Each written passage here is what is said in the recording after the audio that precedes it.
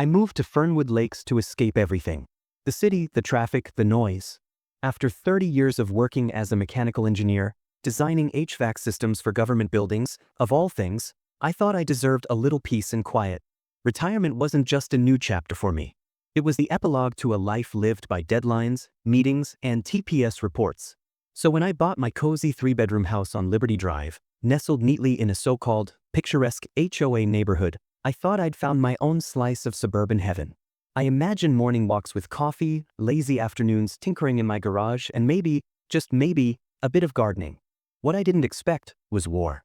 And it all started with a mailbox. You see, I've always had a thing for history. Revolutionary-era America, specifically. I built a functioning steam engine from scratch in my garage. I collect antique coins. I once drove from Pennsylvania to Boston just to see where Paul Revere probably stopped for breakfast. So when it came time to replace the standard, boring, regulation black mailbox outside my new house, I figured, why not make it special? I didn't buy a novelty one online. Oh no, I built one. With my own hands, out of reclaimed wood, copper sheeting, and a bit of metal I salvaged from an old bell housing I found at a scrapyard. It was shaped like the Liberty Bell. Not to scale, obviously, but detailed. The crack was there. The Proclaim Liberty inscription. I even installed a small LED light inside it, so it glowed faintly at night. It wasn't loud. It wasn't garish. It didn't even stick out that far from the curb. In my mind, it was a piece of functional art. My neighbors? Most of them loved it. Carly, the nurse from across the street, called it adorable. Her husband Devin gave me a thumbs up and said, "Dude, finally some personality in this neighborhood." But not everyone was a fan. Enter Janice Lorman, HOA president, a retired school principal, wears shoulder pads and clipboards like medieval armor. She lives 6 houses in a fortress she calls a Cape Cod colonial. Janice believes in rules the way some people believe in religion. Unquestioning. Absolute. Eternal. She saw my mailbox and I swear, I've never seen someone's eye twitch that violently outside of a cartoon. The very next morning, there was a letter taped, yes, taped, to my front door. Not mailed. Not emailed. Notice of violation. Mailbox not in compliance with HOA aesthetic standards. Apparently, Section 4.3b of the HOA bylaws mandates that all mailboxes must be neutral in color, rectangular in shape, and in keeping with the uniform aesthetic of the community. In other words, black or dark green rectangles. I thought it was a joke. So I went down to the next HOA meeting. Let me paint the picture for you. 12 people, folding chairs in a beige room with one half-dead ficus in the corner. Janice standing at the front like she's about to preside over a Supreme Court hearing. I said, "Hey, I'm Marcus. New guy on Liberty Drive. Just wanted to ask, what's the problem with my mailbox?" Janice didn't even blink. It's not regulation. It draws attention. And it disrupts neighborhood uniformity. Disrupts uniformity? I said, it's a tribute to American history. Shouldn't that be encouraged? She replied, deadpan, not at the expense of visual cohesion. Visual cohesion. Over a mailbox. So I asked for a variance, a formal request for an exception to the rule. She denied it. Unanimously, apparently. Though I did see one board member look down at his shoes awkwardly. Then came the fines. $25 per day. Accruing. Now listen, it's not about the money. I've got enough saved up from years of hard work and no kids to drain it. But the principle? I wasn't about to bow down to a petty tyrant over something that literally holds my mail. I wrote Janice a letter. I quoted Jefferson. I signed it respectfully, the resident with the freest mailbox in Fernwood Lakes. She responded by filing a formal complaint with the HOA's legal counsel. And just like that, it escalated. First it was a letter, then a fine, then a threat of legal action, over a mailbox shaped like the Liberty Bell. So I called my brother, he's a civil rights lawyer. I said, "Do I have a case?" He said, "Not unless you're willing to make it weird." I said, "Oh, I can make it weird." That night, I went out with a flashlight, crouched beside my little bell, and whispered, "They want to fight? Let's give them a revolution." And that's when the idea hit me. If they were afraid of a Liberty Bell mailbox, they hadn't seen anything yet. I thought the Liberty Bell mailbox would be the end of it. A quiet protest. A little historical flair in a sea of bland rectangles. But no, the HOA wasn't just upset, they were offended. Like I'd walked into church wearing flip-flops and shouting about aliens. The fines started piling up. Every morning I'd open my real mailbox, the historic one, "Thank you very much, And there it was, another envelope with "Notice of Noncompliance" stamped on the front like a scarlet letter. $25, then $50, then $75 per day. It was like they were trying to bankrupt me over a piece of decorative iron. And then, the cherry on top, I got served with legal papers. That's right.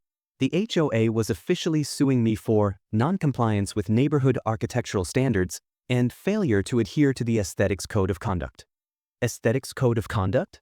Are we living in a dictatorship or Desperate Housewives? So I did what any reasonable, slightly bored retired engineer with too much time on his hands would do. I declared war. That night, I rolled open the garage, dusted off my old drafting table, and drew up plans. Not just ideas. Schematics. If they were going to sue me for a mailbox, I was going to give them something worth suing over. I started with the base. I extended the platform under the Liberty Bell mailbox and built a miniature, highly detailed replica of Independence Hall. Took me 3 weeks. Every night, I'd work on it by lamplight, cutting wood, painting brickwork, even hand-carving little window panes. I mounted the whole thing on a solar-powered turntable that slowly rotated at a stately speed like a patriotic jewelry box. And then I installed speakers. Not loud ones, just enough to softly play the Star-Spangled Banner every evening at 6 p.m. sharp. The volume was lower than a wind chime, but it echoed across the cul-de-sac just enough to stir something American. To top it off, I added a tiny bronze plaque that read, "Dedicated to the spirit of independence, where even mail shall be free." By the time I was done, my mailbox looked like a miniature national treasure. And that's exactly what I started calling it, the Patriot Postbox. The next morning, I unveiled it. I stood there with my coffee, still in my robe, as neighbors came out to witness the madness. Devin across the street? He clapped. Carly? She took a selfie with it and uploaded it with the caption, "Our neighborhood just got 1776D. By noon, someone had posted it to Reddit. By dinner, a local blogger wrote an article titled, "HOA Tyranny Meets Revolutionary Art. Man Turns Mailbox into Patriotic Masterpiece." That night, 2 high school students showed up to take photos for their history class project. I thought Janice was going to implode from across the street. She stood at the edge of her lawn with her arms folded, teeth clenched, watching my slowly rotating replica of freedom make its majestic half-turn. If you are enjoying this story, comment where you are watching from. Don't forget to like and subscribe. The next day, I got another letter. This one was taped. It was hand-delivered by a man in a blazer, the HOA's new attorney. "Cease and desist," he said. "Immediate removal or further legal consequences." I looked at the paperwork and asked, "Is there a section on rotating architectural installations?" He blinked. I said, "Because I checked the bylaws. They mention mailbox shape and color, but nothing about rotation speed, lighting fixtures, or replica founding-era buildings." He said nothing, just left. Within a week, the story spread. Local news stations came out. They interviewed me in front of the monument. I wore a colonial-style tricorner hat I bought online just to troll Janice. They asked, "Why did you do this?"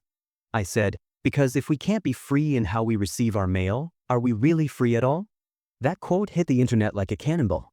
A Facebook group popped up, the Patriot Mailbox Defense Force. People were sharing their own mailbox renovations. One guy turned his into a mini Mount Rushmore. A woman in Idaho painted hers like Betsy Ross's flag. Suddenly, it wasn't just about me and my HOA. It was about something bigger. I even got a handwritten letter from a 96-year-old World War II veteran who wrote, "I fought for this country. You fight for that mailbox." Meanwhile, Janice was losing it. She scheduled an emergency HOA board meeting where she tried to pass something called the Visual Uniformity Enforcement Act. Real creative, Janice. But it didn't pass. Turns out, the other board members didn't want to be seen as anti-American. One of them, sweet old Frank, actually said, "I may not like the thing, but by God, it makes the kids smile." That's when Janice made her biggest mistake yet. She went on live TV and said, "We're not against history. We're just trying to maintain order. You wouldn't want someone putting up a statue of George Washington on their lawn." To which I replied, during my interview the next day, "Actually, I would. And I might." But even I knew I couldn't keep this up forever. The HOA lawsuit was still real. They weren't backing down. They were just regrouping. So I called my brother, the civil rights lawyer. He said, "You need to go on offense. Make it so public they can't shut you down without causing a riot." I said, "What's the most ridiculous thing I could legally do?" He said, "File a petition to get your mailbox recognized by the State Historic Commission." Make it a landmark. I laughed. Then I stopped laughing. Because I realized, so I printed out the paperwork. And I submitted a formal application to the State Historic Preservation Office, nominating the Patriot Postbox as a cultural site of interest. Was it absurd? Was it legal? Also yes. And just like that, the war over a mailbox turned into a full-blown battle for American identity. Some people build legacies with buildings. Some write books or win awards. Apparently, I was about to go down in history for a mailbox. That's right. A couple of months ago, I was just a recently retired engineer with a love for American history and a dream of a peaceful life in a cookie-cutter HOA neighborhood. Now, I was on the brink of having my custom Liberty Bell mailbox, surrounded by a handcrafted replica of Independence Hall, rotating slowly on solar power, recognized by the State Historic Preservation Office. It started as a joke, a petty rebellion against the HOA. But now it was real. When I submitted the application to the state, I expected a form letter rejection and a quiet chuckle from some overworked bureaucrat. But what I didn't expect was a phone call. Is this Marcus Hale? Yes. This is Emily Reyes from the State Historical Commission. We reviewed your submission and we're intrigued. Intrigued?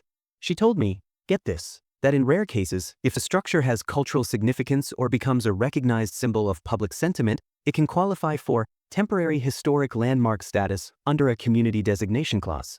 That clause had only ever been invoked 3 times in my state's history. One of those times was for a gas station where Martin Luther King Jr. once stopped for directions. Another was a roadside diner featured in an Oscar-winning film. The third might now be my mailbox. News of the application leaked, probably thanks to Janice snooping through legal filings, and the next thing I knew, my face and mailbox were all over local news. Then it went national. One headline read, "Man fights HOA with revolutionary mailbox and might win." Another, "From HOA target to historic hero, the legend of Liberty Lane." People started driving in from other towns to see it. I even saw someone trying to sell knockoff t-shirts on Etsy with a cartoon of my face that said, "Mailbox Martyr." Someone started a GoFundMe for Mailbox Legal Defense, which I didn't even set up, and it raised $8,700 in a week. I donated most of it to a local veterans charity. The rest I used to upgrade the lighting system and add a small flagpole with a plaque. The monument was now proudly flying a 13-star Betsy Ross flag, lit from below like a national shrine. Meanwhile, Janice and the HOA were imploding. She called another emergency board meeting. This time, people showed up en masse. Over 60 residents. It was standing room only. A few wore shirts that said, "Let Freedom Mail." One guy brought a portable speaker and played Yankee Doodle from the back row. Janice tried to regain control. "This is not about patriotism," she said. "This is about preserving neighborhood order." But someone shouted from the crowd, "Order never looked so boring." Another neighbor added, "I've lived here 12 years. That mailbox is the most exciting thing to happen since we installed the community grill." The board held a vote of no confidence. And just like that, Janice was removed as HOA president. She stormed out, red in the face, clipboard clutched like a broken sword. It felt like the Battle of Yorktown all over again, but with fewer cannons and more petty bylaws. A week later, I got the official letter. "Dear Mr. Hale, after review, public comment, and site inspection, the Commission has approved temporary historic recognition status for your mailbox and surrounding structure under Civic Category 7, spontaneous symbol of local identity." It was official. The mailbox was now a protected historic structure, immune from HOA architectural enforcement. They couldn't touch it, not unless they wanted to go to war with the State Historical Commission and the Internet. I threw a small ceremony on my lawn. We played fife and drum music. Carly brought cupcakes shaped like tiny mailboxes. Devin gave a dramatic reading of the Declaration of Independence. Frank from the HOA board made a toast and muttered, "Never thought I'd see the day." These days, I get a few visitors a week. Sometimes tourists. Sometimes college students writing papers about modern acts of civic resistance. One family drove all the way from Wisconsin just to take a photo. I even got invited to give a TEDx talk called "Patriotism, Petty Rules, and the Power of One Mailbox." And Janice? Well, rumor has it she moved to another HOA, in a gated community where all the mailboxes are regulated. Bless her heart. As for me, I still tinker. I still sip coffee on the porch and watch the morning sun hit the bronze plate that reads, "In defense of postal freedom, 2025. The Patriot Postbox stands tall." literally turning in the wind.